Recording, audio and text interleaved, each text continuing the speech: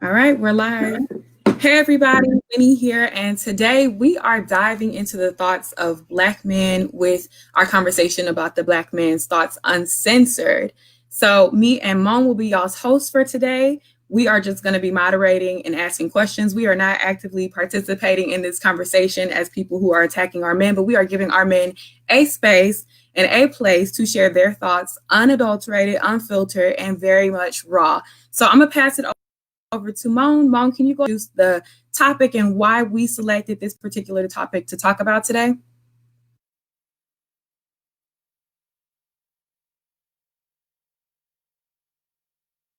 I'm you, baby.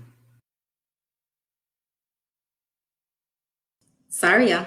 What brought me to this was I had posed the question when it comes to Black men, like, does having or do you have a hard time expressing your feelings, and how has that affected a relationship negatively?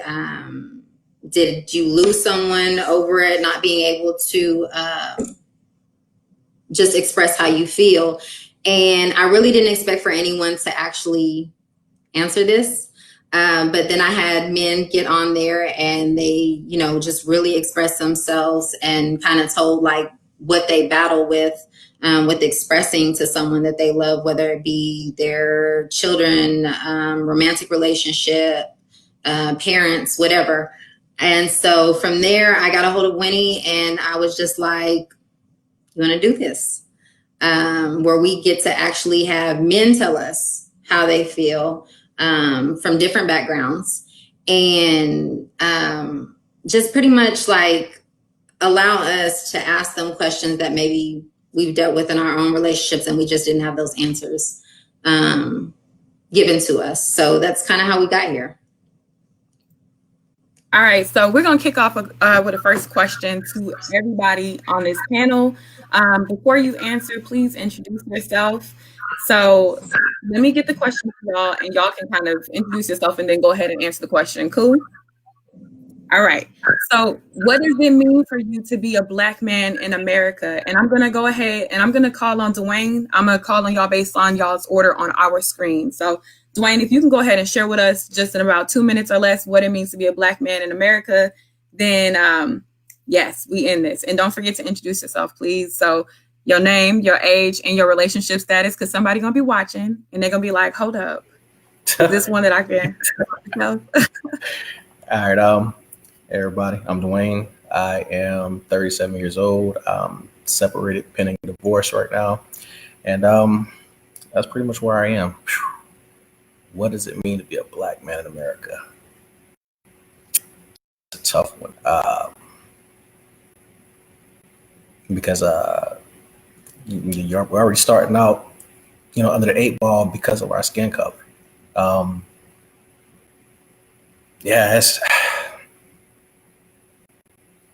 It's a struggle. I mean, I guess it's different for everyone depending on what your circumstances are coming up and how you've positioned yourself. But it's just different for each different person. For me, it was interesting because I come from a pretty shaky background of not having my parents around, growing up in the system, moving around from state to state and even country to country. Once I was finally adopted. So I mean, it's tough. And then when you get to the point where we're actually men now, and we're just having to figure all this stuff out on our own and not having, proper role models that can guide you and move you in the proper context and in the right direction. It's, you're trying to figure it all out for yourself. But I mean, that in and of itself isn't necessarily any different for anyone else. Anyone else's experience. We all have to figure out our own way, our own path. But yeah, I mean, obviously we have the aspects of having to deal with governance, law enforcement, how our skin tone affects us in the workplace and the disadvantages versus some of the advantages that come to it. Like we may have advantages over, say, you ladies, but then, when it comes to our counterparts with the fairer complexion, it definitely isn't necessarily an advantage there. So, I mean, it's tough.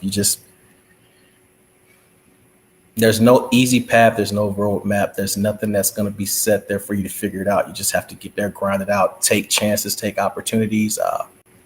step up for yourself, put yourself out there, and wherever the chips fall, that's where they fall. Absolutely. Thank you so much, Dwayne. So, Chris, you are up next. Go ahead, introduce yourself, and then answer the question what it means to be a Black man in America. You're still muted, Chris. Doing the same thing. Can y'all hear me okay? Hello? Y'all can hear me? Okay. Y'all are muted. Okay, so my name is Chris Haywood. I'm currently single. And I believe what it means to be a Black man is to have an undeniable privilege in this country. I can't deny that. There's a lot of opportunity here. There's a lot of possibility here. And I think it's important to note that. But at the same time, as Dwayne was saying, there's a burden we bear. And the default of a Black man in America is that he's in many ways miseducated, and by default will operate not in his best interest unless some opposing force, some opposing education, some opposing mentor comes and rights that thing. So, in every form and fashion, from relationships to education, and what he strives, what he deems is successful. And then also, of course, the things that Dwayne mentioned with the discrimination and bigotry. So it's a paradox, meaning there's the Black men in this country have an undeniable privilege, and we should take advantage of that. But at the same time, there's also undeniable obstacles that we must be aware of so we can navigate that at the same time. So I'll leave it there. All right, Adam. Can everybody hear me? We good? All right. Wow. What does it mean to be a Black man in America? First off, I agree wholeheartedly with the two brothers that were before me. I can definitely say that it is a struggle because you have to be able to play the hand that you've been dealt, like you playing cards. And sometimes that's not a good hand, depend on how we were brought up. And I jumped the gun because I'm sorry. My name is Adam, and I'm 42, and I'm currently dating with purpose, one woman. And now back to what I was saying, because I just jumped. I'm sorry about that. But we have to play the hand that we're dealt, because a lot of things that are said about us are structured through media. And I heard a quote that said once, the most dangerous place a Black man or a Black person can someone else's mind. That's the most dangerous, because we are, what's the word that I'm looking for? Because we're painted in such a light, and we have to fight against that. Not only fight against that, but fight against the mindset of the ones that we are with. And so it is a struggle, especially when, like in my case, I was not raised with a father figure. So I wasn't shown how to be that man. I can only be told, you don't do this or you don't do that. But we need examples, and there was never an example. And so that struggle is real. And hearing that question and hearing everybody else, I don't know, I felt all kind of emotion on the inside, for real, because it was just like, wow, because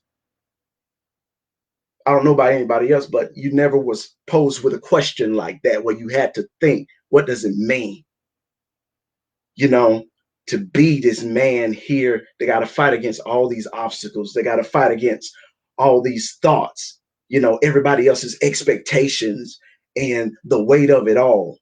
What does that mean? And when you stop and you're able to think about that, there's a lot of emotions that come with that, because we're always on the go and we're always moving. So I'm done with that. So we can move on. Thank you, Adam. DJ, it is your turn. You are the last person to introduce yourself and answer the question. What's up, everybody? My name is DJ Johnson. I'm married 6 years now. What can I say that these brothers have said already? I was thinking about how I would kind of go a different route in terms of mention already, but I think the idea of being black, a black man in America, is painted in so many different lights. We have the light that was painted from the establishment of this country and the establishment of slavery and the intentionality of keeping us in our place for years upon years upon years. Then you have this idea that was necessary, that is in our homes, whether the black woman sees us a specific way or whatever it might be, based off of what has been told to her about what our responsibilities should be in the home. Then you have in our workplace what we should be and how we should keep ourselves in control, because the reality is we were painted a certain way in slavery, we were painted a certain way post-slavery, as far as savages and all these different things. And so when you have all these different views of what we should be as a black man, you're nowadays picking up the pieces of what should we be. And I think all of us have our different views and our different visions of what we are as black men. And I think we're constantly painting what that is, and having to combat what the narrative is currently in our country in 2020, what a black man is and should be.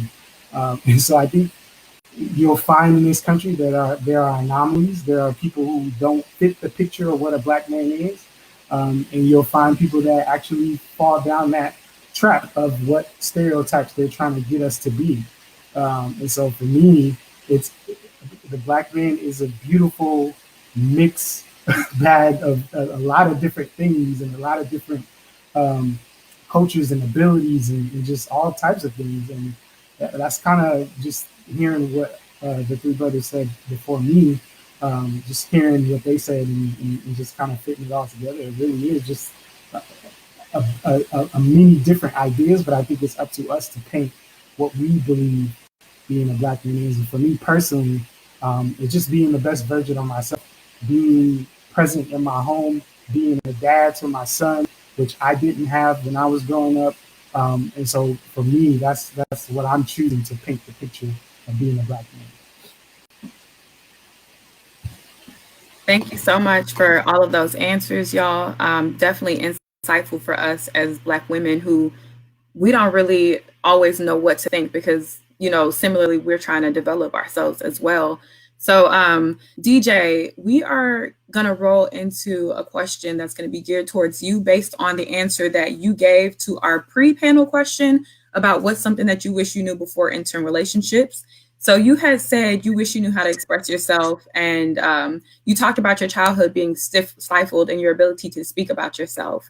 So Mone did a little bit of research, and she's going to go ahead and follow up with a question directed specifically towards you first. Okay, so in 2017, Dr. Amber Hewitt wrote an article called Giving Voice to Feelings of Black Boys. In the article, she referenced Majors and Bilson's theory that one way Black boys and men cope with experiences of oppression is by adopting an exaggerated form of masculinity, or cool pose. For those that don't know what cool pose means, it's manifested by tough posture, mannerisms, to show that you're in control despite daily slights of injustice. So for you, DJ, do you believe there were certain traditional norms about masculinity, especially towards Black boys and men, that altered how you saw yourself back then? Absolutely. When we're growing up, we're taught boys have certain feelings. We shouldn't express our feelings. We shouldn't do a lot of things that are seen as a female emotion or female trait. So not only is that the pressure that is put on us to fully express ourselves, but then you have traditional Black homes who have adapted this way of punishing or disciplining their children, whether it be by the bell or uh, do as I say, not as I, or do as I say, not as I do, or kids to stay in a kid's place. Different dialogue, different things that were put in place that kept a person who grew up in a childhood like that, like it kept me from being able to express. So what does that look like now that I'm in marriage? I've been going through therapy over the last year, and I've discovered for years I thought I was in control of my anger. In all these years, I realized I was just stifling. I was just suppressing it. I was just keeping it inside. And go up every now and then, absolutely. What did it look like in our relationship? Well, it looked like I couldn't express my needs to my. It looked like I couldn't express different things that I needed to tell her. That led to me being frustrated in the marriage. All alone, I could have been in a better position to express myself to her, so she knew what was going on. It's like. I just heard recently the people was talking about like what we do as people, we have these expectations for people, and then we get upset when they don't meet the expectations, even though these people didn't realize what the expectations were.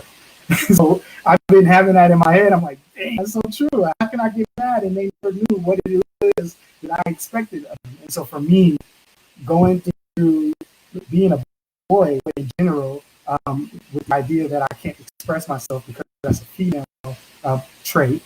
So growing up in a home where your voice is stifled, like all those things put together, it becomes a man who can't fully speak up in your relationship, fully speak up or advocate for himself in his career, and all these different things that kind of manifest itself that I had over the last year or so had to cut through therapy and having the process and understanding and knowing like, yo, feelings are a natural human element. It's a girl or a guy.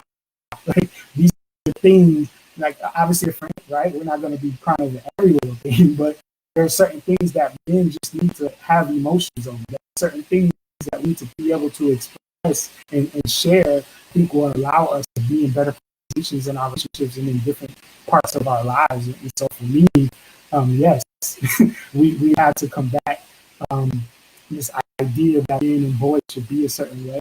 But I think growing up in traditional Black homes, we're also combating this idea that kids don't have a voice, and what that develops into is that becomes an adult who doesn't have a voice.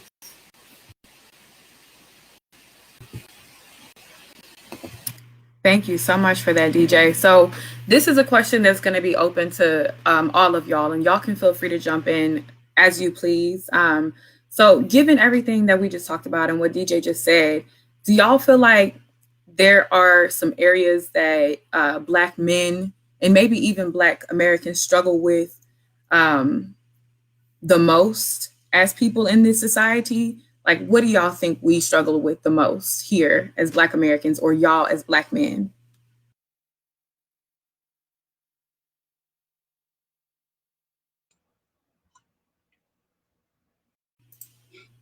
Chris over there thinking. Come on now, Chris. Well, I had something to add on to what the person before me was saying. I was kind of hit. That was a little bit different. Can I say something about that real quick? Absolutely. Go ahead. So I believe it's in terms of emotional intelligence and what us as Black men or especially are not taught is it's okay to feel something, but we have to learn that there's a difference between feeling something in that space and creating space between the reaction after that. And so I had to learn that it's actually fake to tell myself I'm not mad if I'm really mad about something, or I'm really sad about something if I'm really sad about something. And that's a totally different conversation than how do I decide to react to something.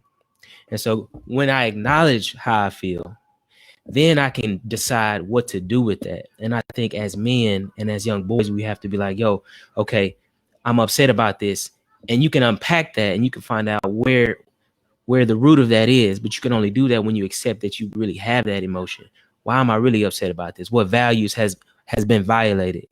And then I can also then take responsibility for my actions, because I know ultimately what comes out is is up to me. So I can decide to act up and cut up, or I can decide to do the right thing. And so I think that's what we need to be teaching our young brothers and everybody for that matter, so that we don't get in situations to where we're being fake with people that we love, because we're thinking that acknowledging our emotions and responding correctly is wrong, feminine, or whatever. So. And I want to add to what the two brothers were saying. The coin term I thought about was, a lot of us we deal with is what is called emotional incarceration, where we're definitely not taught to really just express our emotions. You know, if you're crying, or boy, why are you crying? You're sissy, you're a little punk or whatever else like that. Even to the point to where you hear it from certain male figures. Even you may hear from your mom, aunt, different things. There was a doctor, she coined it as post-traumatic slave syndrome. To the point, if you want to go all the way back to slavery, we were taught to suppress our emotions when master would do certain things because we couldn't act out. So that's been passed down from generation to generation. So we got generational things that we have to break. And we have those belief systems that have been implanted on the inside of us that a lot of us, we fail to unpack. Now, I believe it was DJ, he talked about going to a therapist. I applaud you, brother, because I'm going myself. You feel me? There's nothing wrong with that, because you got a lot of people who trying to pray and praise their way through something. They need counseling. They need therapy. You need to unpack all that stuff for real. And so that's one of the things, I'm getting on somebody's couch. You feel me? And unpack all this. But we're taught to, like, if a man shows tears, a real man doesn't show tears. If we're tired, we're lazy. You know what I'm saying? It's that whole dynamic thing. If you feel anything, oh, you're a wimp. So we're taught to put all this stuff and pack it down. And I'm not condoning this, but when I look at abusive relationships and I see a man acting out, that's a man that has put away his emotions. And the only way he know how to express it is through anger. And I'm not condoning that. And if somebody's going through that, I tell them to leave him, period. And let brother get some help, But because when we compress our emotions, we create shadow versions of ourselves. And then when we go through certain situations, we have what we call triggers. And then all of those emotions, whether it's sadness, whether it's depression, whatever it is, it all comes out in one big flood, like somebody busting a pipe. There was a song, I think, like Alicia Keys said, I think it's called Diary. She says, I'll keep your secret. Just think of me and your page in your diary. When I heard that was scary, because I was like, whoa, you know what I'm saying? I got to tell you what's going on with me, how I know you're going to keep it, or then turn around and use it as ammo to shoot me later on, and so I know and I recognize that there is some that definitely has to go on. And we are recently getting to a point where it talks about mental health. Mental health is really important, and it's really important in the Black community, and we are. So, I mean, I agree with all the brothers, 100%, 100%. Because I think we're going to deal with what we're struggling, or what Black America is struggling with throughout this. So I wanted to come back around to everything that all of you are saying with Dwayne, because like you said, you've been in and out of the system. And so the homes and the places that you've been, I'm sure you got different experiences. Do you think there were any tools that you acquired throughout those experiences that would help Black men in today's society? Or do you think you lacked in some things and you see now that there are certain tools that you needed that would have helped you out now?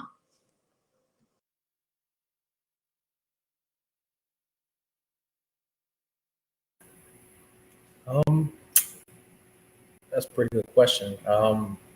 from the time that I spent in the system, I'm not going to sit here and say that there were necessarily any tools that I acquired from it, because it's not, the system isn't set up to teach you anything.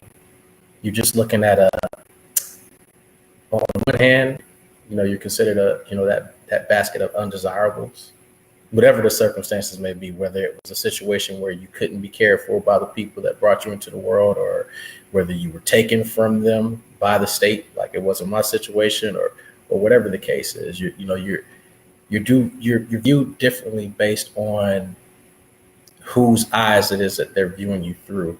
But I didn't necessarily pick up any skills from that system in and of itself, other than just recognizing like how important it is to be able to lean into oneself and find that inner strength to be able to carry on. Because for me, I was lucky that my experiences with that were in my earliest, most formative years. Now, I did eventually get adopted and brought back into my biological family, but in the beginning, it was just me. I'm the oldest of three, and by the grace of God, my middle brother ended up in the same system when he was born and came to the exact same family I was with. So I don't, there's no rhyme or reason to how any of this stuff happens. And I mean, as far as tools that you would get from that, nah, you're not. I don't know too many people that do get any tools from that, unless you luck up and you just end up with either a really, really good family, or in one of those rare instances that you hear of where it's just a really good home that provides opportunities for those kids that are in their stead. Yeah, I mean, I'm hoping I answered that question just now.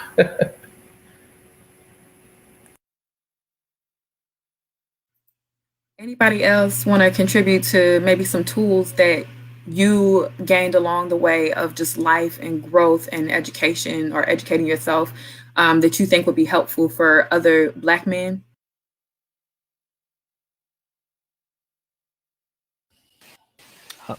How?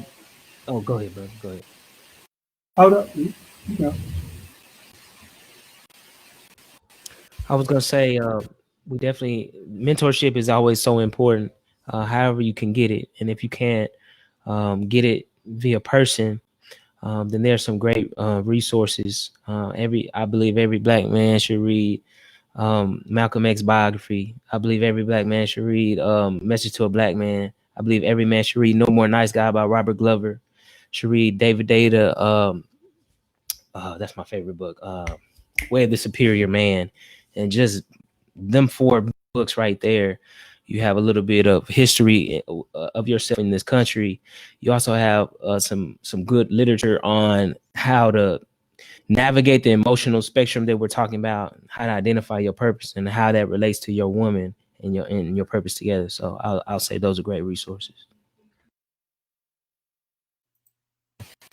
I was just gonna add, just being open to the therapeutic process if that's something that you need, right? Like, I think for me, you talk about a person who, I guess if people look at my life, they will say I'm pretty successful. And so before I got into therapy, I have 2 master's degrees, working at a dream job at Fox, right? I have a business that I run. And so in reality, the paper, I'm good. But I realized that I wasn't. Like, how was I managing myself in this relationship with my wife? Why is it that I fully express myself to her? How can I make myself better as a counselor to students if I still haven't managed or dealt with certain things that I'm dealing with from my past? And so I asked myself, like, am I being the best version of myself right now in this moment? And I said no, and I needed to do that and talk to a therapist about that and get out of my head that has been instilled in me for so long that therapy is for white people, and we don't do that here.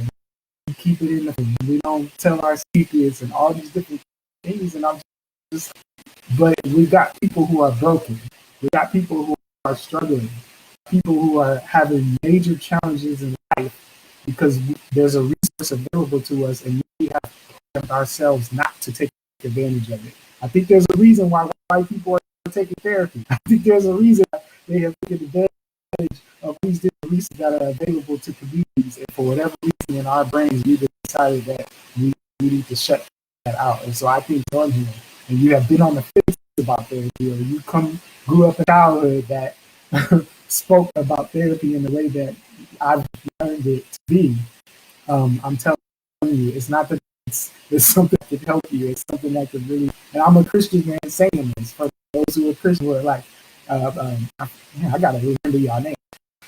It's Chris, Dwayne, I think, and I gotta, but basically I remember him mentioning like, there's this idea like, hey, just pray about it, baby. Like I've heard that before, and just, yeah, you can pray, and you can also use people who I believe have been blessed to be able to help us in these situations as therapists, as doctors, as psychologists, as whatever. And so if I could offer anything, it's being open to therapy, especially if you come from like a childhood. I was just talking to my sister this morning.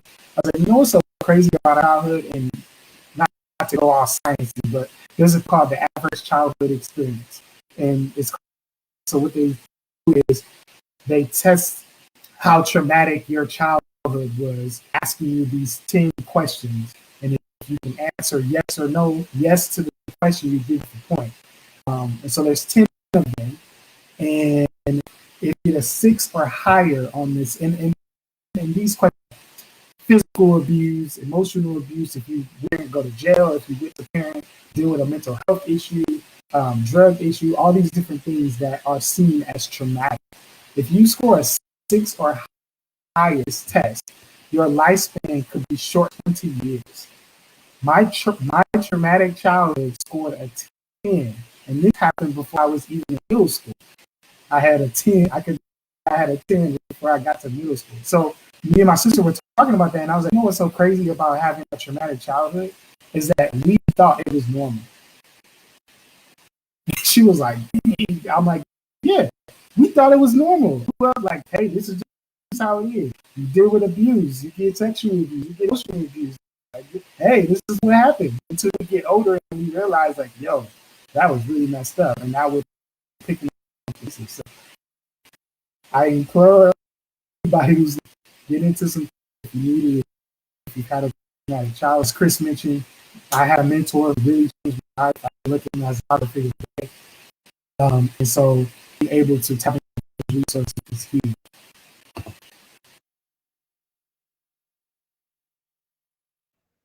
And I just want to piggyback off of.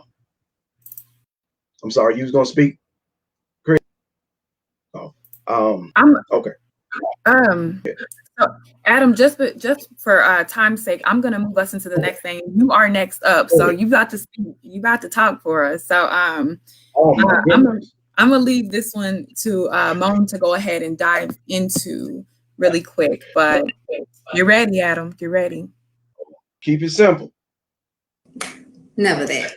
Nah, you're good. You're gonna be all right. Use so many big words. Going off of what you said, I'm only giving you your words back. Okay. So one thing you said that you wish you would have learned early on was leading rather than catering. Oh God. Yeah. What's that? I was like, oh God, yeah. Yes. So Paula Giddings, it's When and Where I Enter. She talks about the Black man's status after emancipation and how the male authority was diminished in many cases by the inability to support and protect the family. The abolition coincided with the influx of European immigrants, and Black women forced the women to support the families, and by being washerwomen and things like that, just because of the things they have already done. So do you think this is still a constant struggle with right now we have the climate of Black women's, CEOs, doctorate degrees, masters, all of these things. And there still is a struggle just with Black women and Black men to get ahead and, in general. But do you think that this has in some way led to the catering versus the leading? Ooh, I'm gonna say yeah. What I think that the catering and the leading, because of the fact of the matter is, when you look at the system and the way it's set up, and I know we can't keep blaming the system and going all the way back to slavery, but those are our roots and where we come from. So we can't deny that. We can't deny that. So we got to look back at the past in order to understand and detangle what we're going to do in the future. So the whole fact of the matter was to make the black man obsolete. That was the whole fact of the matter. Now, as far as the woman going and getting degrees and everything, I'm all for it. Scripturally speaking, you know, she's a helper. She's equipped. Period. To come alongside the man, she's equipped. In the same way with the man. But the system was designed to make the black man obsolete, to make him feel inferior to the black woman, because there was a lot of things that we were able to do as black men that we couldn't do anymore. We were able to build and construct and do things with our hands and everything. They stopped doing all of that. There was one that the brother was talking about, dealing in the area of feminine and masculine energy, and dealing with that energy. The man and the woman, we are all comprised of that, the feminine and masculine energy, because we have a great creator that's comprised of those energies. And we live in a society that waters that masculine energy in the woman and waters that feminine energy in the man.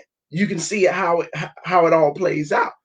And so what happens to me is that because there was no role model in the home, when I got married, because I was married for 12 years and I've been divorced for going on like almost like 9, I didn't know how to be the man of the house, but I was just the man in the house, if that makes sense. The same way in the area of, you got a captain of the ship rather than somebody that's of authority, rather than the captain that's in the ship. I was just in the house. And even when I got divorced and I finally got out there, I just knew how to cater, just whatever I did. There was nothing wrong with that, but it had to balance.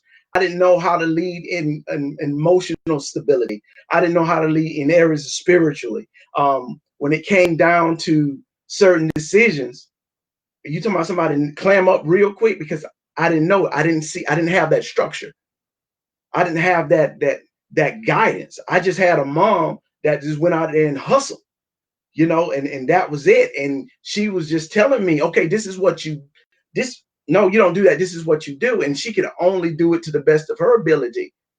And I'm going to tell you, the most foreign thing that I had said to me when I was in my early 20s by another man is when he told me that I was a man, because I never heard that before.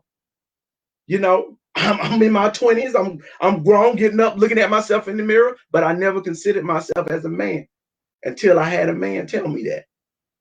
Because you have other races and other cultures and stuff, when their kids become a man, to say, okay, now you are a man.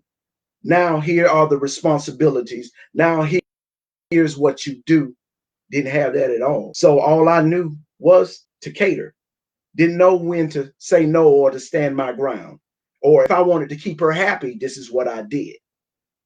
So I didn't have that. So I hope I don't know if I answered the question or anything. So look, you got everybody leaning in. They're ready to talk. So y'all tell me what you So I want to ask, just to y'all, because I know y'all ready to talk. Do y'all think that there's a balance between a strong Black independent woman and a man's ability to lead? Y'all's ability to lead? Is there a balance? Come on, help a sister out. Chris, you know you want to talk over there. Go ahead, let it out. Come on, Chris. All right. Can you say it one more time? Answer. Is there a balance between? Is there a balance between having a strong Black independent woman in a relationship with a man and his ability to lead? So, can those two things coexist? Where is the balance for those two things? I think there's definitely space, and in today's society, I feel like relationships work the best when you have two independent people deciding to be count co-independent. Is that the right term? Where you're choosing to be independent instead of out of necessity. I think that's very important. And so it's attractive to me, somebody who does not need me per se, but chooses to include me in those things. And I'm comfortable in myself. And we as men need to be comfortable in ourselves to see a woman that does not need us per se, financially, mentally, spiritually, but decide that we can give our gifts to that woman to help her along her journey. And I think that's important. But it's a narcissist, or it's a toxic man that has to have a woman up under him, or feels like he has to have somebody dependent on him to fulfill his own ego. So we got to be careful with that. So long as you solid within yourself, an independent woman shouldn't scare you at all. Now, at the same time, on a basketball team, everybody has a different position, and the center doesn't dribble the ball down the court all the time. You know, they may need to step up and do that, but everybody has a role on the team, and there's only one quarterback. So, however you decide you want to do that, if the woman is the quarterback, that's cool. In my relationship, I'm the quarterback, and I feel like I want to step and I want to lead the direction, have the vision of the family, and I have no problem saying that. But that said, I want input. And I want feedback, because I don't have all the answers. So I just feel like there's definitely space. But I have been in a relationship where there was two masculine energies going at the same time, because there wasn't trust for me to lead, and that's not gonna work. And that's why I'm extra single, like I said. So, yeah, you know. Dwayne, you wanna throw something in on this one? Hey, y'all can talk, man. We can feedback this thing, man. It's all good.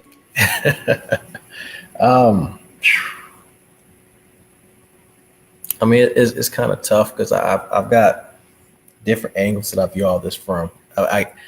And then, you know, like I said, I'm separated, pending divorce right now, and I thought I was bringing that perfect dichotomy of making sure that my ex was independent. Like you know, my style of leadership, I'm like, look, you've got to get out there. You've got to be yourself. You've got to do what makes you happy. You've got to find your own goals and your own drive. And whatever it was that she was trying to work towards, I was there backing her 110%. And that wasn't enough. So I don't, it's tough. It's tough. When you say, is there a space for it? I still wholeheartedly believe there is a space for it. But at the same time, I don't know. I guess that's where the importance of choosing the right partner comes in, and making sure that everybody wants that. Because I guess the other dynamic of it is, I don't think that would be something that she would disagree with. Could it have possibly created problems? I think so on certain levels, but when you're leaving that room for that independence, for that person to still be themselves and growing themselves while trying to nurture your own relationship, there's the trap of leaving too much space so that you can grow apart. But then there's that weird dichotomy of just some people want and need that attention. They want someone to be underneath them all the time and all over them and smothering them. And when you've got that, where it's a person saying they want to be independent and they want to be themselves, but at the same time they want you to smother them with all that attention, all that affection, and all that nurturing. It's difficult. I don't know how you answer that question, really. Other than, I tell people when they ask me, we got a short, very finite time on this planet. So I don't necessarily say go out there and be entirely selfish, but you've got to find that middle ground, and you got to do what it takes to make you happy and give you the shot to be whatever it is that you're wanting out of this brief blip of an existence we have. And one of the biggest mistakes people make is thinking that every single person that you date or you get involved with is going to be that final person for you. Sometimes what you're trying to do for yourself just doesn't match with another person. And if that's what you come upon, that's what you come upon. I guess that's where I am right now.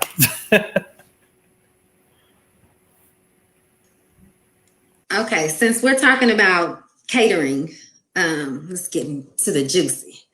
When it comes to men, Black men, whatever you want to address it as, what is it in the bedroom that you all would like to have, but are either too afraid to talk about? It doesn't come off as being masculine enough. You think she may cuss you out if you ask. Like, what is it that women don't know? Or have you told it all? Adam getting happy over here. What's popping, y'all? Because we trying to know. Hey man, come on, y'all. All right, I'm gonna shoot y'all because y'all being shy.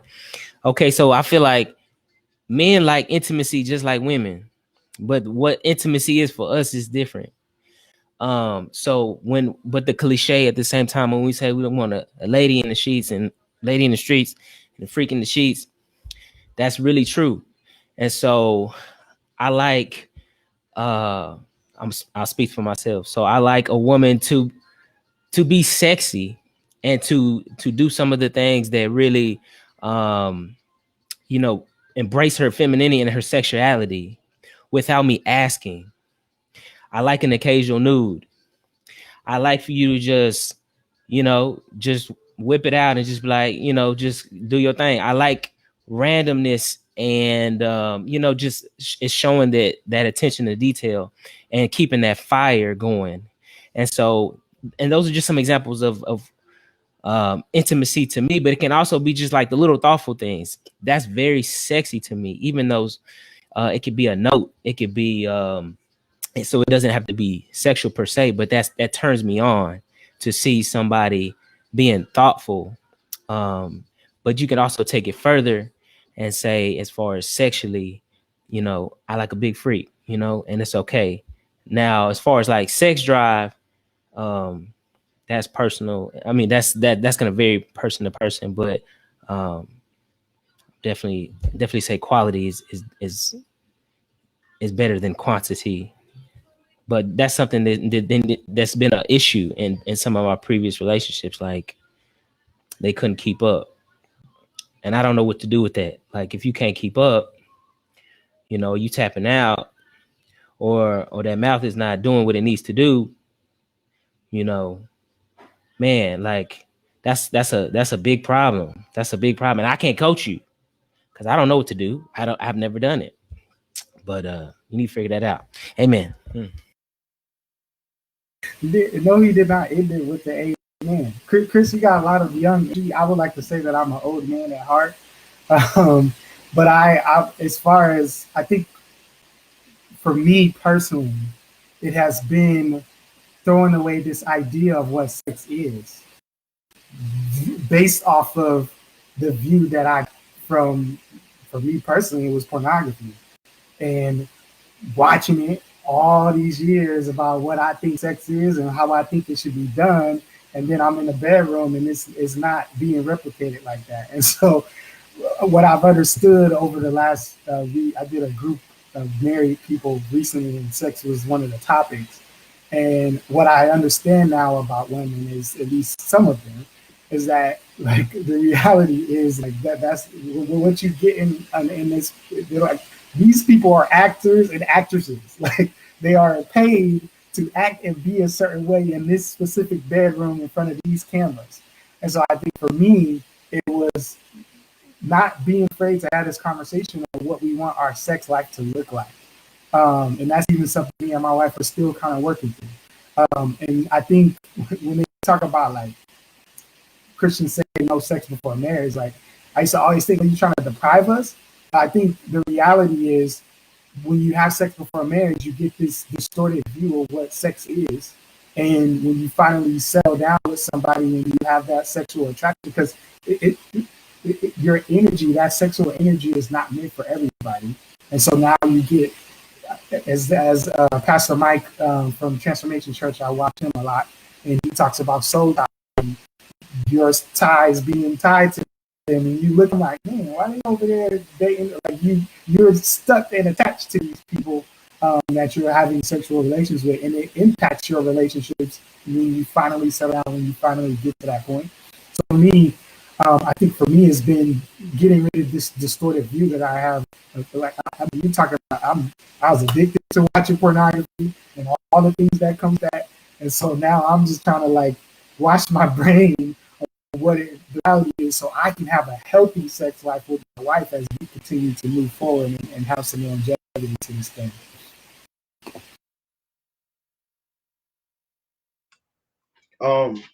Shoot, I agree with both brothers that came before me.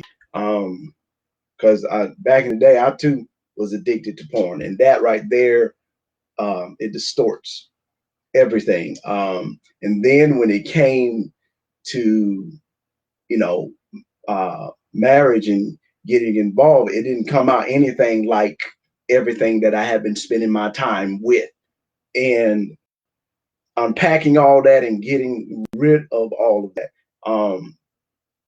You know, the way it is designed is, you know, not to have all those partners, but when you two come together and you just experimenting with one another and not bringing the baggage of, okay, Rico did it this way, Cynthia did it that way, or whatever else like that, because this is what I like because he did it to me in my previous relationship. This is what I like because she did it to me.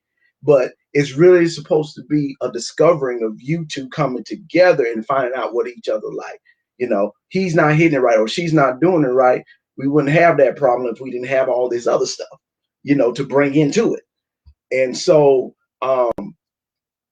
as far as it goes, man, I'm that's why I was smiling, because I mean Clark Kent in Street, Superman in the sheets. That's how I feel it, man. And it's all about it, you know. So I'm open, you know. And so even with when it comes to, you know, dating and everything, you talk about all of that.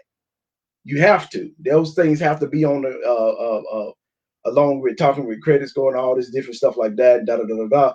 You got to talk about all of that stuff, you know. And so if she's not feeling it, then I mean it's either or. I ain't got to do all of it, you know. But if you're open to it, fine. But if you're not, that's fine. And same thing, you know. So I mean, I agree with both of y'all. Dwayne, what's on your mind? Because I see you done leaned in a little bit closer. So what is it? I just got to give a little bit of pushback on what Adam was just saying, because I don't necessarily subscribe to the, let's see, I guess the easiest way for me to put it is I don't necessarily see a problem with us having multiple partners in our past.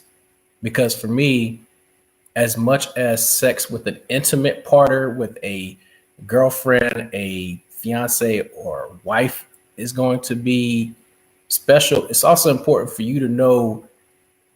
It's important for you to know what it is that you like in the bedroom. You can't tell your partner what it is you like if you've never experienced it. You know so that's really important.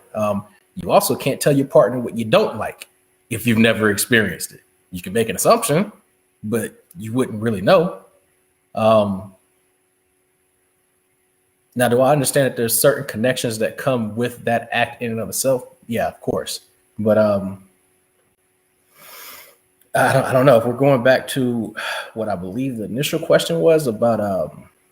Are there things that I want to I want to put out there over the airways that I would want women to know? I don't know a very specific answer to that. I can only come to you from what my experience was with my last relationship, and it's that we underestimate how important communication is when it comes to just sex and lovemaking in general. And I can openly and honestly say that's one of those things where she and we were never able to get on the same page. And shoot, we got, at the end of the day, 17 years of, of sex between the two of us. It just never came together the way it was supposed to. And I can lean back on what my brothers were saying, where I've had a period where, porn was very integral in my life as well. But I mean, there's been instances where it wasn't, and the issues were just she and I. And I understand that typically for men, as opposed to as it is for women, we're usually coming at it from a different angle.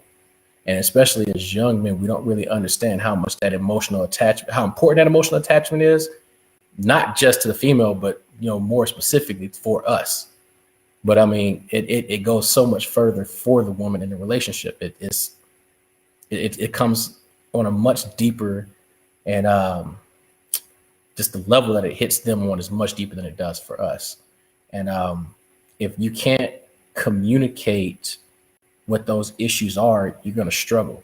Like I can say from my personal experience, the biggest problem that we had was where I thought physically we were doing all the right things. She would just be like, I'm just not into it, and it's not working for me because it's not passionate enough. It wasn't sensual enough. And I'm just like, I don't know what to do with this. Like, how much foreplay do I have to put into this where it's become something emotional for you? That's stuff that you have to work out between you and that partner. And sometimes, as I was saying with my previous answer to the last segment, sometimes that partner is just not the right partner for you, and you'll never get there. So it's tough. It's tough.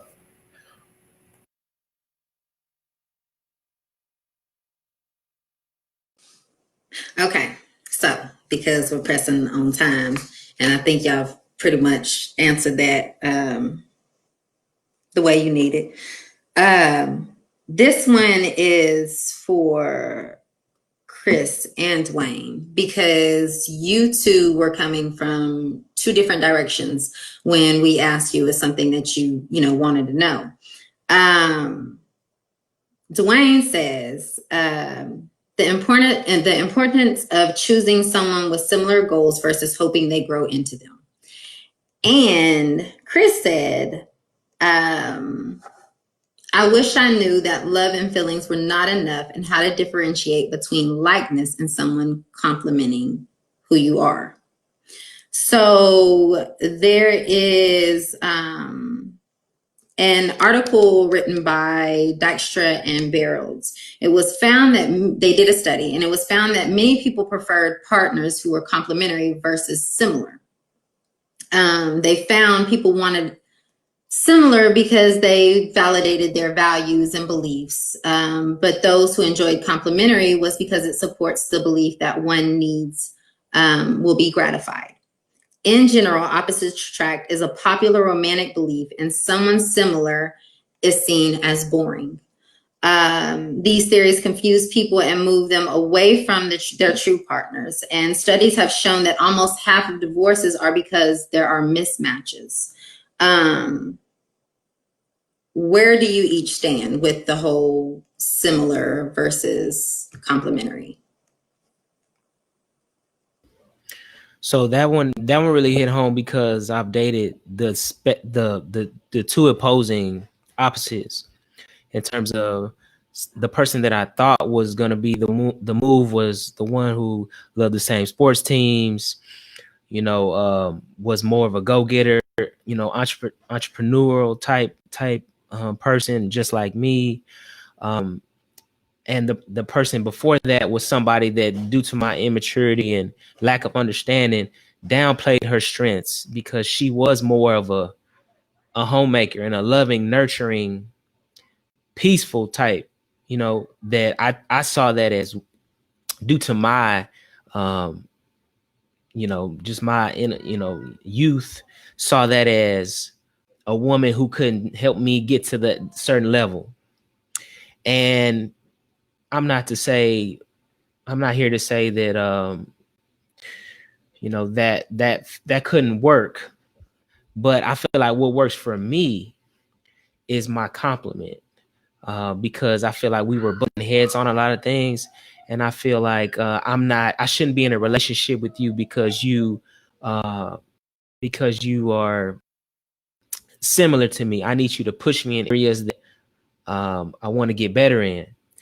And I'm perfectly fine with somebody not being exactly like me, so long as our values are similar.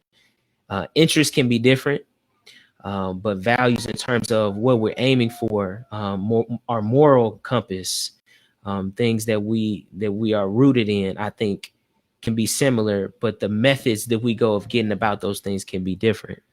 And so I am now looking more for a compliment. I am looking for a loving, ring, soft, feminine woman. I like that, and that is not me at all. I'm very brash. I'm in sales. I'm very aggressive when on certain things, and I could not date a woman like me. I could not do that. I can be great friends with a woman like me, but I would not be attracted to that. And so also, and the cool thing about that is my daughter is my opposite. And that's how I learned that that's what I need, because that woman and her soft and her loving nature has been able to transform me. And so that's just kind of funny how that lesson was taught to me. So that's kind of how I kind of came to that conclusion. But that, again, that's just me.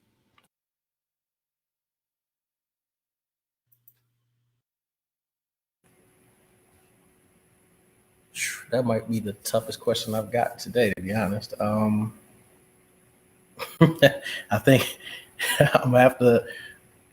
I don't know. This may seem like not answering the question, but I honestly don't know. I don't know whether you want complementary as opposed to similarity or vice versa. And I say that because, in the person that I thought was the one, I thought I had both. I thought I had hit the jackpot on that. And it wasn't a matter of having to choose either or going with or without something. I thought I had all the above. And I honestly don't know. So now I'm, I'm back in the position and I have absolutely no idea how this is going to go, because I'm just in a different place right now. And we're in a different time in general, like trying to meet someone today in the age of COVID, when everyone's afraid to be in anyone's presence, let alone, try to build some type of bond, is difficult. And I don't know right now. I don't swing one way or the other. I don't know that there's a benefit or a detriment to one or the other. I think it goes back to what my guy was just saying, is that you got to figure out what it is for you, what works best for you, whether you want someone that compliments you or you want someone that's similar to you. And I mean, heck, at the end of the day, if we're lucky, we'll find somebody that kind of straddles the fence on both of those, and you don't have to make as rash a decision. But I don't know. I think I'll let some other guys get into this, because that's a hard one for me to answer. So, Do you Dwayne, think? I got a question for him. Do you think y'all were alike? You thought y'all were alike, and you find out later y'all weren't, or y'all were alike and y'all grew apart, or you feel like that compliment that you thought was there really was opposing as opposed to complimentary? Because complimentary and different and opposing are two different forces. You know what I'm saying? Fitting like a glove is complimentary as opposed to like butting heads. You know what I mean? And like a struggle between each other. So I think that's important when I say complimentary. That's what I mean. One person's strengths kind of uplifting the other. So I want to ask you about that. So I can definitely sit here and say now because we had so much time with each other, I know we've grown and we've changed over that time. So what I saw as similarities in the beginning and complementary in the beginning, that definitely changed over the course of 17 years. So that there's no ifs, ands, or buts about that. And so what may have been similar in the beginning definitely was no longer similar in the end because of who we became. And as far as complementary,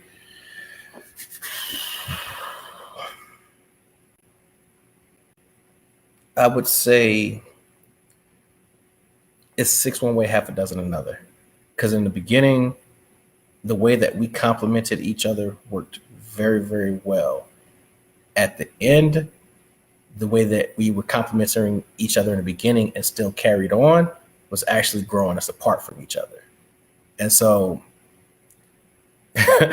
I guess that's the gift and the curse of time, that even, it's like they say, relationships, not all of them are meant to last forever. Some of them have a season, some of them have a purpose, and it's not always up to us which is going to be.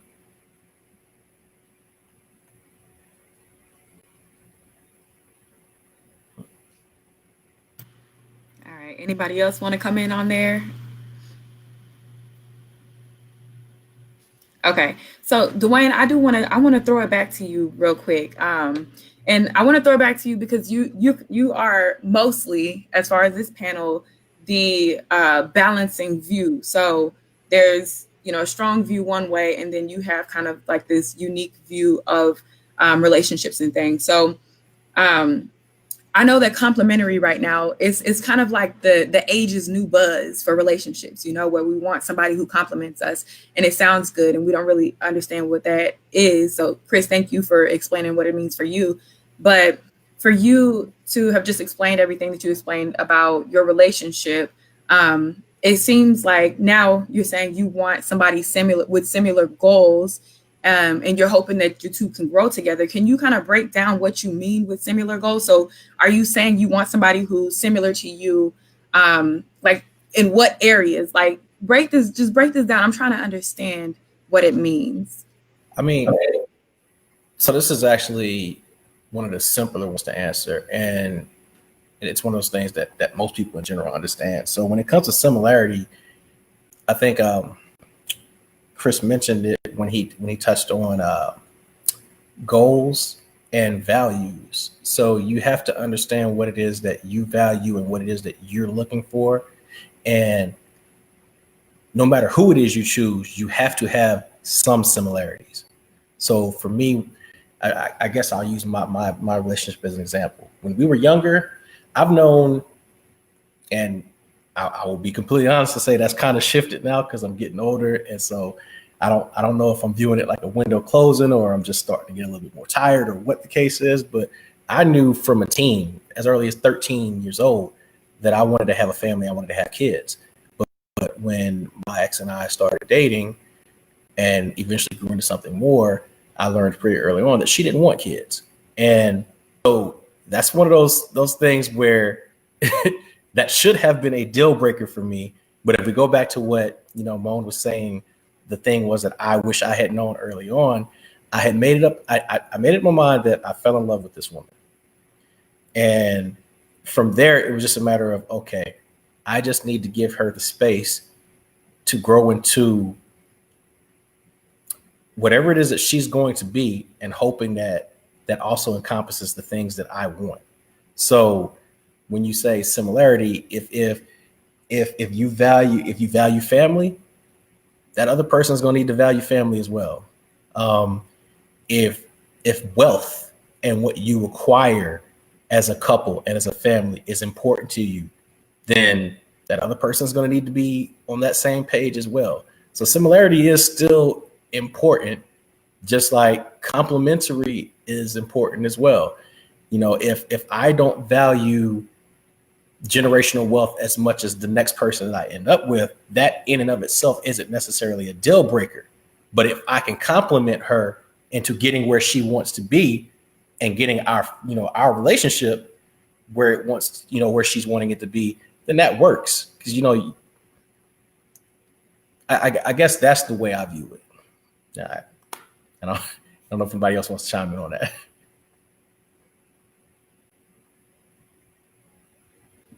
Yeah, I like what you said, bro.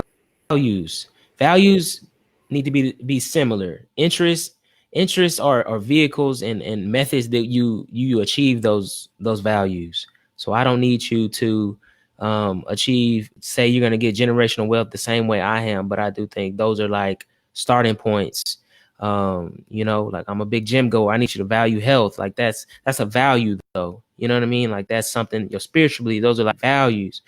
And so that's where we need to have certain things, but everybody's gonna have strengths and weaknesses in a relationship, and I just don't feel the need to say my partner needs to have the same strengths as I do, just because I feel like that's kind of selfish, and that doesn't lend the man to the growth that he needs. You need to be able to work with people with different sets. So That also doesn't leave a lot of flexibility to your relationship if y'all have all the exact same 3 strengths and weaknesses. Yeah, we've been using the word complementary, and the word that's coming to my brain is balance. Like when I think of my wife, like I think about like in areas how she balances me, how she props me up to be able to be, I guess, the king of the household and taking care of the home and handling business outside and making sure finances are in order. And then I'm balancing her by taking responsibilities with our son, or making sure that I give her time to go hang out with her friends, or give her time to do her career and do all the different things that are set up for her. And so for me, it's being able to, in the dating process, like, okay, what is it that I'm going through in this moment? What is it that I need, and how am I going to be able to take care of somebody else's need? Because I think what's important is that we as individual people kind of solidify who we are going to be. So we're not trying to find that in our partner. So we're not trying to be that whatever our partner is trying to mold us into. Like, and I think if for me, if I went into my marriage too early, trying to figure out, okay, what is it that I want to become as far as the person that I want to be going forward, and now how does that fit with us as we, as a collective, move our family forward? Dwayne mentioned, like, his lady want to have kids. So the thing for us was that we wanted 2. Had our son, and then my wife was like, I don't know about doing this again. And so for a little bit, I was like, kind of feeling some type of way, like, whoa, what's up? And then I kind of had to work through that and go to therapy and like, okay, do I really want multiple kids? Like, what is it behind this thing? Like, why is this kind of simmering for me? And I just got to a point I was like, I really don't want another kid. I grew up with 5 siblings with my mom. My dad had about 15 or 16 kids, so I'm the oldest of like 19, 20 kids. So it's just like, I think for me, it was like I'm so used to having such a big family, and I thought that would be always the thing that I wanted. And I was like, the reality is like, no, I don't know if I necessarily want that. I have a happy son; he's good to go.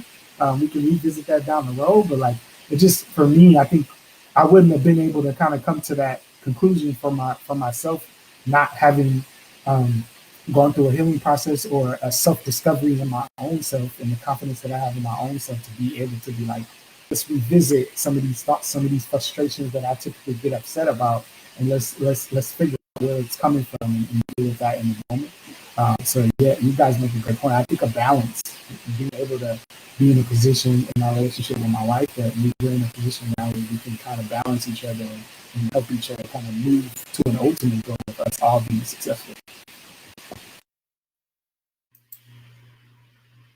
So with that said, I want to read a comment that Andre White just posted into the chat. And then Mone, I want us to go revisit Chris's original answer because I think it fits perfectly with what we're talking about right now. So yeah, Chris, we finna bring it back. We finna bring it back. So let me read what Andre said. Okay, just a second.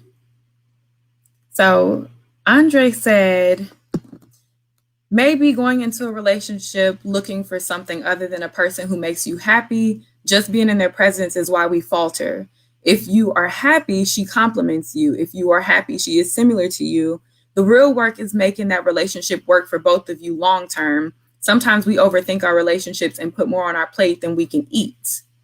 So with that said, Chris, you originally, I'm going to call you out right here because you changed your answer. You originally answered our pre-panel question and said you wish you knew more about feminine and masculine energies and how relationships are supposed to fit within a man's purpose. So, Mone, you want to go ahead and take it from here and dive a little bit into this, and then we'll start wrapping it up because we know we're on people's time right now. Yes, ma'am. So there's an article, The Biggest Thing Men Get Wrong About Love by Cody Commerce. And he discusses how men look for instrumental love. And when he says instrumental love, he means that the person that he's with is a tool, in rough sense. So women have a tendency to look for intrinsic love based on simply who the person is. Now, we're not saying, we know there's the women that like, I want the bag and all of that stuff. But in general, this is what he's found. He states men's brains tend to fixate on getting things done, and that over the long course of a relationship, he can get lost in the desire to reach his goals. The consequence is that the full breadth of his potential love becomes reduced to a thin instrumental version of the real thing. Do you think this is true? And can you find value in being with a woman when she isn't contributing to reaching a certain goal? Not saying that she's hindering you in any way.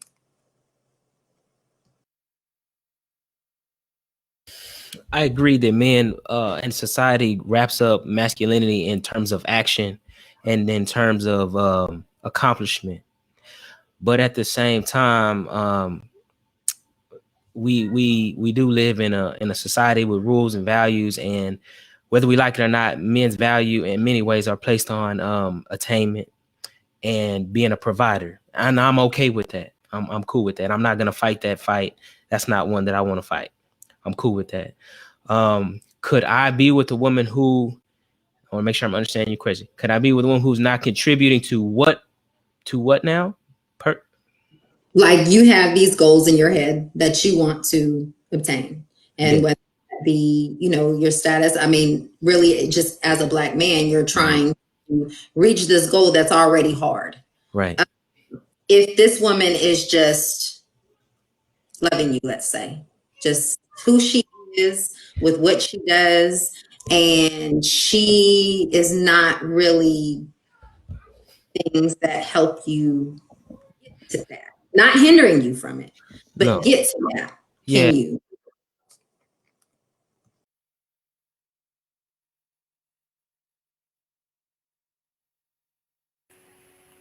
That's not honest.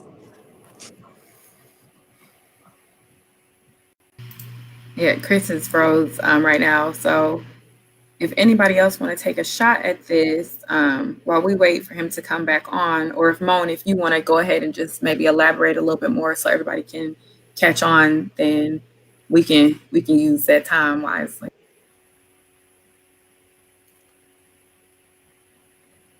Is there anyone that wants to add to it or answer that?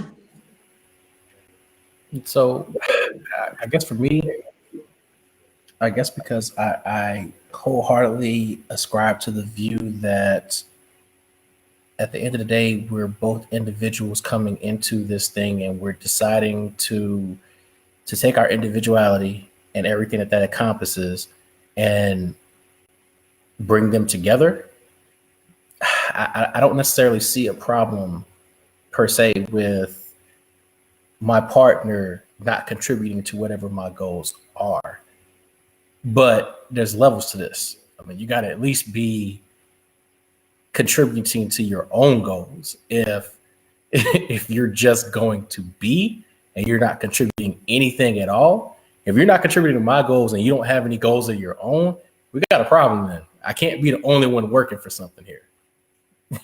And I sure as heck can't carry the load for everyone either. Like, you got to be bringing something to this. But nah, she doesn't have to necessarily be contributing to my goal, because at the end of the day, I don't necessarily date for that. You know, for me, it's attraction level and you know how we fit on a lot of different levels. So you know, I don't necessarily go in because look, let's be all the way real about something. I'm not one of those people that sit here and pretend like I got this lofty goal for myself at the end of the day. So if I don't know what my lofty goal is, you certainly can't help get to it, but you can support me along the way as I figure out what that goal is for myself. Can you? We can hear you. It's my bad, y'all. I don't know what happened. My thing's dropping. I got to get off here in 5 minutes. So I want to finish what I was saying. So I feel like I bear the burden of really trying to right the direction of my family. And we come from very humble beginnings. We don't have no doctors, lawyers, engineers in my family. We don't even have people who are married in my family. And so when I take my purpose serious, I'm not just talking about from an individual basis. I'm talking about like I really got to get this relationship thing right, because I'm bearing the burden of really trying to right this ship with my who's really honestly in bad shape. And so for a woman to be in my life and to not at least be contributing a little bit to the overall goals of like we saying wealth, health, love, growth, and contribution, I don't need that around me. And the reason I can say this because I'm like that across the board. I'm like that with with friends. I'm like that with what I consume in my body. I'm like that with everything. So why wouldn't I be like that with my partner? At the same time, I'm not putting that pressure on my woman to be a major contributing factor to my purpose. I have an individual purpose as a man, as Chris Haywood, and together we will have a purpose together via our family goals, and those don't have to intertwine and overlap all the way. However, we should, and there's a book by Gary Zukov called Spiritual Partnership, and the whole basis of that is we should be together in order to aid each other on our spiritual journey. And if I cannot help you do that, I don't need to be with you, and you don't need to be with me. That's just how I see it. And that's even, so I have different beliefs in terms of if I can't serve you and I was married to you, I need to let you go. That's how I believe. Now I understand some people may not believe that, but we got a lot of people stuck in marriages unhappy, and the divorce rates are what they are. You know what I mean? Like, I can't say too much more than that because I haven't been married. I have been in a 7-year relationship, long-term relationship. So I just feel like in that regard, it is black and white. Either we are contributing or we are hindering, distracting, or disturbing. And because of my personal accepted burden of trying to right this wrong with my family, I don't want anything that's going to take me away from that, because it's going to take every year of my life to try to right this wrong. Like we doing bad, y'all. You know what I'm saying? So I just take it very serious. Thank you, Chris. And we know you got to leave. So thank you so much for your time here with us and for pouring all of your knowledge in and, you know, just helping all of our viewers understand the thoughts from Chris Haywood's mind as a Black man here in America. So if anybody else, we know y'all time is running on. So if any of y'all need to leave, that's fine. We will continue until we get as many questions answered, and we'll try to be mindful of time as well. So just jump off, let us know if y'all have to leave. But I want to go ahead and get into some of the questions from people who were a part of the original conversation, and also some questions that came up as we were developing this panel. So the first thing that I want to ask, and it was a question that was originally asked by Andre White, so the same person who I read a chat from earlier. He said, why are we as Black men so enamored with the subjugation of our women, from lewd music videos to TikTok twerking, and why do our women reduce themselves to it? So we want to hear about this from y'all's perspective.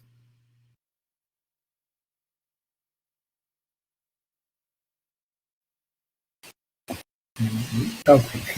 I don't want to sound like no goody two shoes, but I'm with Andre in terms of I feel some type of way about how we traditionally have painted our Black women. And I think the reality is, for a lot of Black rappers and people in general, the money becomes the leader. The money becomes what they kind of go after, as opposed to not really thinking about how music impacts our communities as a whole. I think the money is why I feel like women might get themselves to that type of dancing or the way we dress. And for me, it's one of those things for a long time. I think it took me being educated on this, because I will at one point was on the other end watching BET Uncut at one point, and Drill was a video that I watch often. But I think being educated on like Sarah Bartman, or being educated on certain women who have been objectified and used throughout years in film and TV things, and Black people in general, how they have traditionally tried to paint us over the years. Knowing that information, it makes it hard for me to be okay with rap and just the state of it and how they treat our Black women and how we treat ourselves. Like, yes, we can paint the picture that Black women are painted a certain way, but like there's this message that is being painted through rap about Black men and what we should be, and what success looks for us. And for us, it's being able to navigate through those wires and figure out what is the reality and how can we paint it to make it look like a positive picture, and knowing that this might be a huge battle, that we're not going to get everybody to see this picture, but in our communities and the people that we influence, we can paint the picture of, no, this is not what Black people is about. This is not what royalty of king, queen, what we came from before we were pulled into this country. That's not what our bloodline is about. And I think being able to understand that there's people behind us who profit a lot on that view being painted about Black America, because understanding that on a bigger level.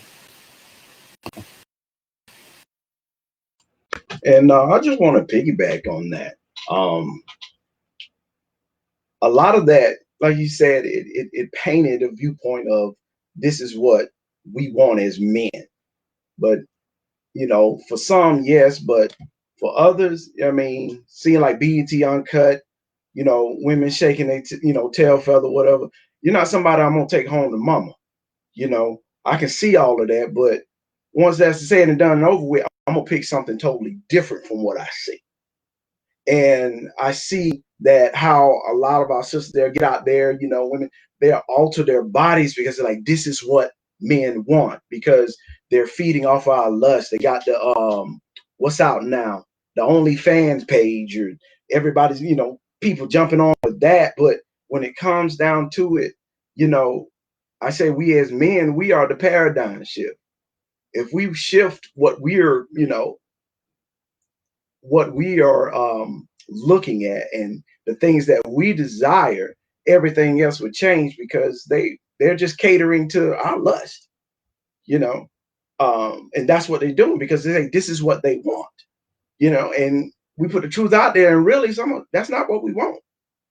You know, I'm looking for something totally different from that. You're not something I'm taking home to mama. You know, you're for the moment. You're not something that's going to be long term.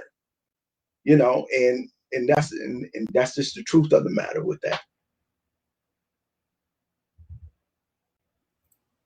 Dwayne, you gonna jump in on this one, or should we move to the next question? Do me one favor real quick. Just restate the question again. Okay, so Andre said, why are we as Black men enamored with the subjugation of our women, from lewd music videos to TikTok twerking, and why do our women reduce themselves to it?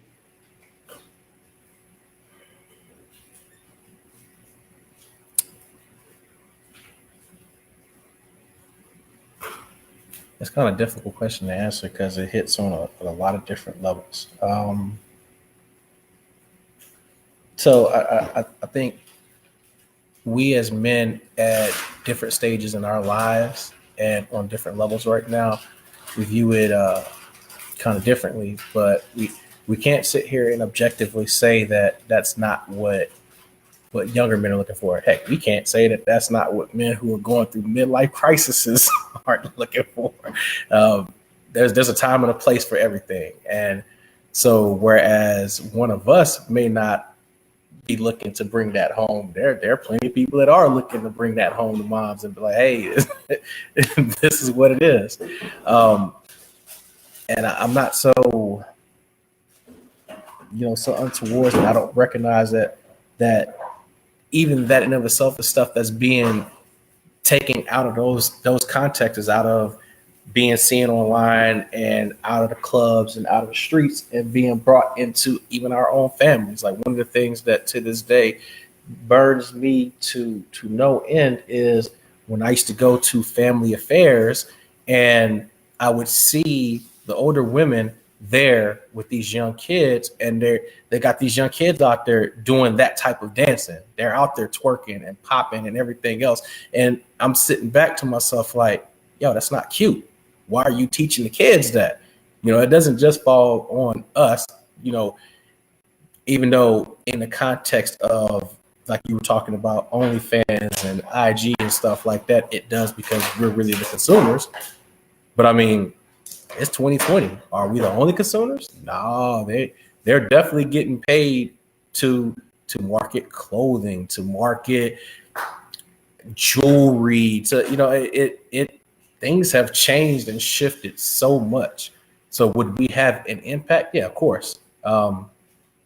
Let's be real objective. I don't know how much of a market would be out there for OnlyFans if if our dudes went out there subscribing to these people's pages. But there's still somebody out there, and there's still a place for it somewhere in society.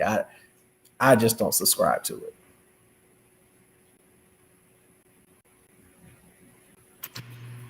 All right. So thank you so much, all of y'all, for your answers to that. I'm going to ask the next question. This is by another Andrew. This is a different Andrew, or Andre this time. And he is asking, are Black men afraid to defend Black women?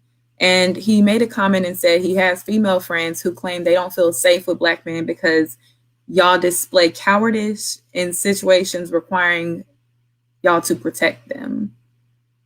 So are Black men afraid to defend the Black women?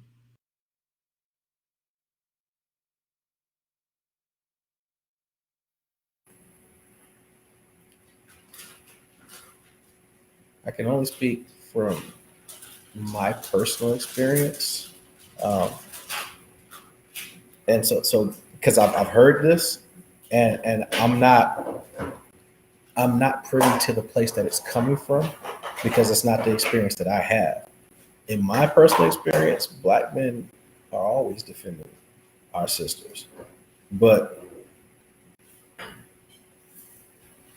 the way stuff gets portrayed out there in the world is completely different. And is there some justification to it? Yeah, I'm sure you can always find examples to everything out there. So I'm sure there's cases where it hasn't happened. But I mean, there's a lot of things that haven't changed yet either. So we do get put in some really, really difficult situations where, in an effort to defend our sisters the way that they need to, you got to ask yourself the question at the end of the day, what is the ultimate goal you want? Do you want me to defend you and possibly end up dead, or possibly end up locked up, or whatever the case is? Or would you rather I take that loss? If we have to, we go back and we talk to it, amongst ourselves, or we go and get some professional help to help deal with the trauma that comes from that experience. But like, there's levels to this. If we're out in a restaurant and we're on a date together, and just another guy just makes a comment about you or at you, and yeah, I can defend you all day, and that's not an issue at all.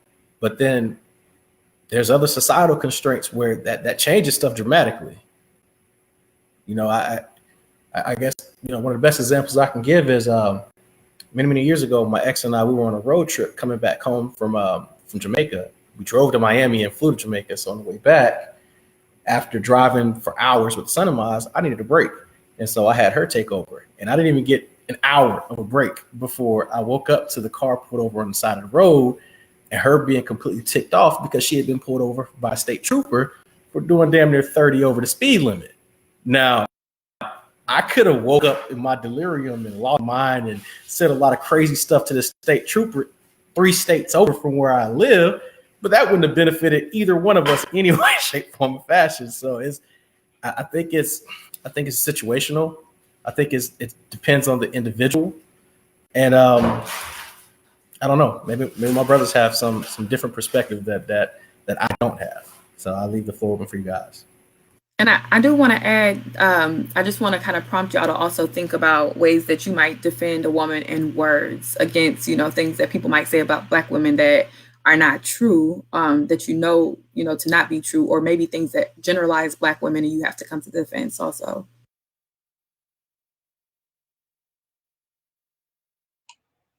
I just want to add to, because I got to get ready to go in a few minutes, and I agree with everything the brother said before me.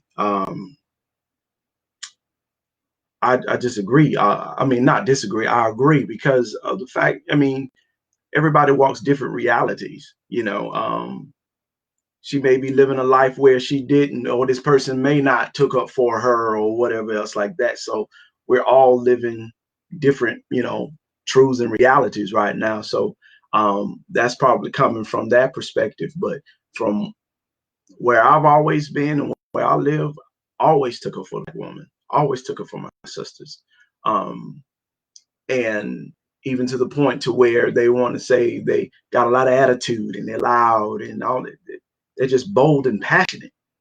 That's all it is. It's just a lot of things that are just turned inside out because of how they want to paint us. Not just the men, but women, the whole Black community. They just want to paint us in a different light. And so that's all I got to say on that, brother, because I agree with you 100%. 100% on that. And I appreciate y'all having me on. And much love to all of y'all. And I'll see y'all on the next go round. Thank you, Adam. And just given that we got 2 of y'all left, I just want to ask one last question. And this is a question that's facing towards the young men who may be watching this right now. So what advice would y'all give young men, or any man at that, who are entering adulthood and maybe somebody who has an absent father figure or just doesn't know how to deal with his emotions? What advice, final piece of advice, would y'all give to those men? Just tap into the resources that might be available to you in terms of what Chris mentioned earlier in the mentor. When you're that age and people have disappointed you in the past, especially when it comes in your father figure, you kind of have this distorted view of what men are to you in your lives, especially if your father wasn't there and then you were traditionally being in trouble with maybe male admin at your school. You just kind of get this view of like, get off me, especially when it comes to our relationship with Elise as well. I think we got to have in our mind that not men are disappointed. We got to have in your mind that there are men out there who really and truly want the best for us and want to see us succeed. And I was blessed enough to have it in my mentor at a very pivotal time in my life. And I think had I been a person who would have like Heisman everybody, like tell everybody to get back, I don't know if I would be who I am today had I not been open to that mentorship. If he would have caught me 5 or 6 years later, like I don't even think knowing him now, like I don't even think I would have been in a position to accept him mentoring me in the first place. So, but we also got to be open and ready that to be available to us in our lives. Like it might be a teacher, it might be a community member, it could be anybody who could just show you the way and give you advice and kind of take you under their wing. Because it's I think it's well known, like we need our dads in our lives, and if they're not there, it creates a huge void in many different ways. So for me, seek that mentorship, be open to that mentorship, and kind of look around your circle and neighborhood now. Like, who is it that I can look up to, who can help me and give me insight or give me advice? I think you will not have a hard time finding a man who would be willing to be in that position to help and assist.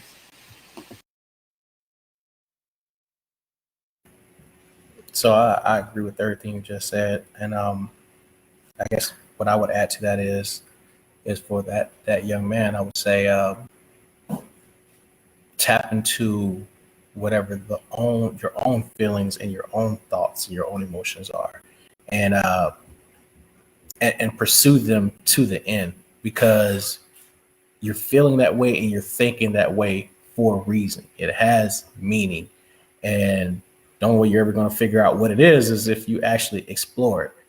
Now, some of us are lucky enough that we can do that soul searching and we can look inside of ourselves and figure that stuff out on our own. But it's not a sign of weakness to seek help, to seek a mentor, or to get some type of counseling or therapy as well. You know, if you understand that you're starting off behind the eight ball, then anything that helps you catch up or get ahead is an asset.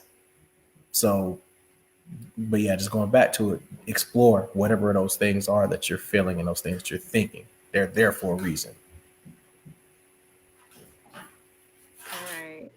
And now that y'all have so graciously answered all of these questions and shared y'all's thoughts with us, I do want to go ahead and add my female 2 cents. Okay, it's time for me to add my female 2 cents. One thing that I want to say, just to kind of add to what Dwayne said, is that when you're in the process, and this is men, women, whoever it is, of considering your own feelings, I just want to say, try to do that without thinking about what the next person is going to think about how you feel. So don't say, okay, well, I'm feeling angry about this situation, or I'm feeling really sad about this situation, about the fact that I didn't have my father around, or that I haven't historically know how to deal with my emotions. Don't say that and then say, but what is so and so going to think when I make this something that's known, whether it be making it known to a therapist or making it known to somebody who you trust. Like, don't worry about what they're going to think about those things, because when we get too worried about, I'm gonna be blunt with it, the way that people say it nowadays, when we get too worried about giving too many fucks about what everybody else is going to think, then we're not really fully embracing those feelings and those thoughts that we're having. We're not really able to exercise them. So I do want to leave y'all with that. Mone, you got anything for the ending?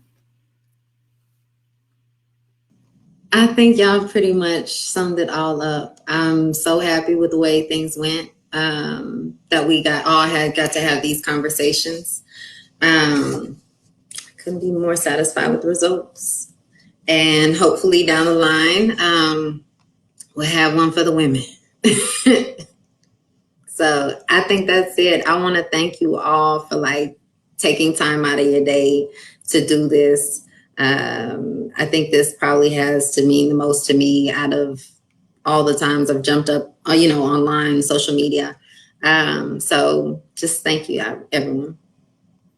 Yes, thank y'all so much. We really appreciate y'all for coming out here and showing a completely different side of the Black man that I think is way too underexposed. So thank y'all so much. And to everybody who's watching this live or who will watch this live in the future, we'll be linking everybody's Instagram tags into the messages below. And we hope y'all really got some value out of this. Y'all have officially jumped into the thoughts of the Black man. It has been uncensored. They're not hiding anything from y'all. This is raw. So if y'all have any follow-up questions, go ahead and ask them. And we are here to continuously keep this conversation rolling, because this isn't just something that we put a period at right here and never come back to. No, we want to make sure that our Black people, Black men, Black women, everybody to follow, because just a little fact here is that when Black people do good in this entire world, everybody in this entire world does good. So we want to make sure that we're continuing to have conversations that really build everybody up and really make it clear about where people are feeling stifled and where we need to open up, so that way we can all experience a better future. So thank y'all so much. We love y'all, and we are so grateful for everybody, from the people who were on this panel to the people who were asking questions and the people who are watching, whether you're watching live or on replay. So thank y'all so much. All right.